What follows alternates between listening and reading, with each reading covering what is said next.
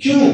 اس لیے کہ T V دیکھی، میڈیا دیکھا، پھر یہ گیمیں کھیلی، ان کی باتیں سنی، وہ ذہن میں اپنا بھول گئے۔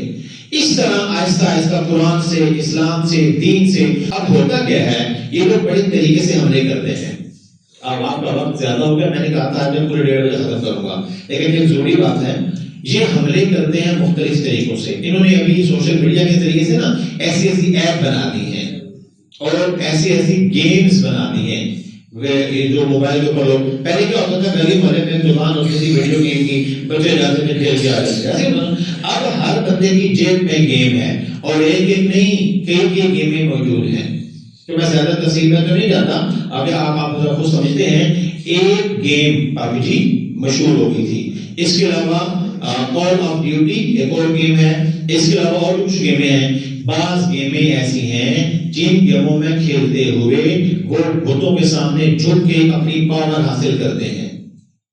اب یہ نوجوان بچے بتائیں جو PUBG کھیلتے رہے ہیں، تو ایسا ہوتا ہے کہ نہیں ہوتا؟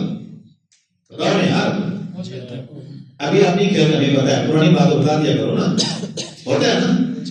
مجھے بتاؤ، جس بچے کے ذہن میں یہ آتا ہے بت کے سامنے جھکوں گا تو مجھے طاقت ملے گی، اس کے ذہن سے اللہ کا نظریہ نکل گیا نہیں نکل گیا؟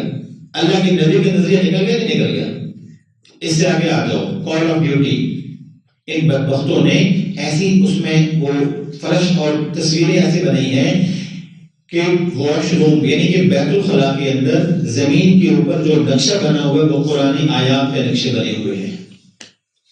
ابھی ہمارے بچوں کو نہیں سمجھ، وہ سمجھے ڈیزائن بنا ہوا ہے شاید، اور وہ گیم کھیل رہے ہیں۔ کھیلتے کھیلتے جب وہ ان حروف کو، ان نقوش کو، قرآنی آیات کو فرض سمجھتا ہے تو وہ کہتا ہے کہ خیر ہے، اس کے دل سے قرآن کی عظمت نکلنا شروع ہو گئی۔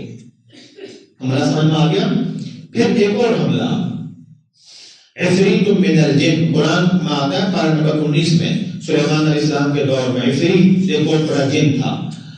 انہوں نے بعض جو گیمیں ہیں ان میں عفریت نام بھی رکھا ہوا اس کا، تو قرآن نے عفریت اس کے لیے استعمال کیا، انہوں نے قرآن کے لفظ کو گیم میں ڈال دیا۔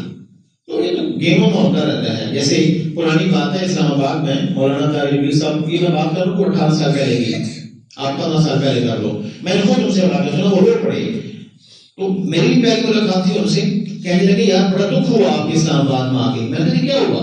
کہتے میں باہر نکلا، ایک نوجوان سامنے نظر آیا، اس نے پینٹ شرٹ بڑی جینس سی پہنی ہوئی۔ میں نے کہا کیا نام ہے تمہارا؟ کہتا عمر۔ میں نے کہا تم جانتے ہو حضرت عمر کون تھے؟ کہتا ہاں کوئی مسلم بادشاہ گزرا ہے، لیڈر، مجھے نہیں پتا اس سے زیادہ۔ اسلام آباد، اور میں آج سے 15-18-20 سال کے پہلے کی بات کر رہا ہوں کہ فرمایا اللہ کے نبی نے میرے بعد کوئی نبی نہیں ہوتا تو عمر ہوتا۔ سرکار کے روزے میں حضور کے پڑوس میں سونے والا صحابی رسول، 17 قرآن کی آیتیں، عمر کہتے تھے یا رسول اللہ دعا کریں نا عورتوں کو عورتوں کو پردہ کرو۔ کہا عمر کیسے کو جب تک اللہ نہیں کہے گا؟ ایک یہ اور 16 اور 17 آیتیں، عمر کی چاہت میں اللہ نے قرآن بنا کے اتار دیا۔ اور ہمارے اسلام آباد کا بچہ کہتا ہے کوئی مسلمان بندہ گزرا ہے میں اس کو نہیں جانتا۔ کیوں؟ اس لیے کہ ٹی وی دیکھی، میڈیا دیکھا، پھر یہ گیمیں کھیلی، ان کی باتیں سنی، وہ ذہن میں اپنا بھول گئے۔ اس طرح آہستہ آہستہ قرآن سے، اسلام سے، دین سے